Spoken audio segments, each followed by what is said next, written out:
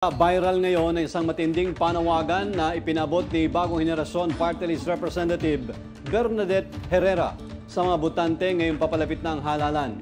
Turo kasi ng kongresista, tanggapin na lang umano ang mga ayuda. Ang buong kwento ay hatid sa atin ni Kim Mangunay. Sa harap ng patuloy na paglaganap ng vote buying at pamumulitika, nanindigan si Congresswoman Bernadette Herrera na ang pagboto ay isang sagradong karapatan at hindi dapat isuko kapalit ng pera, relief goods o anumang pabor. This is not another election. This is an election for your future. Kinabukasan nyo nakasalalay dito. Seryosohin nyo to.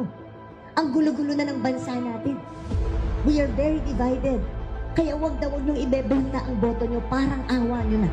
Ayon kay Herrera, maraming mamamayan ang tumatanggap na lamang ng tulong tuwing eleksyon, ngunit sa huli ay hindi nabibigyan ng maayos na serbisyo mula sa mga nahalal na opisyal. Lahat ng ayuda, tanggapin nyo lang. Tanggapin nyo lang ng tanggapin. Pero sa huli, maging mapanuri tayo. Tandaan nyo, wala dapat kayong utang na loob.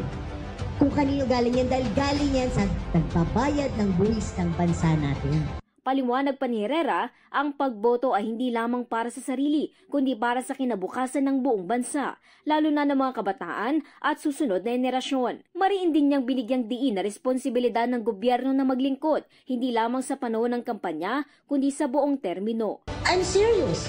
Bakit ba kulang sa proyekto minsan ang gobyerno? Kasi pag nabili na kayo, tapos na sila sa inyo. O sino may kasalanan? Precisely. Ang importante, ito pa rin ang gagamitin mo. Ito pa rin. Okay? Kailangan ito pa rin. Kasi para sa kinabukasan nyo at ng mga anak nyo, ng mga bagong henerasyon ng ating bansa.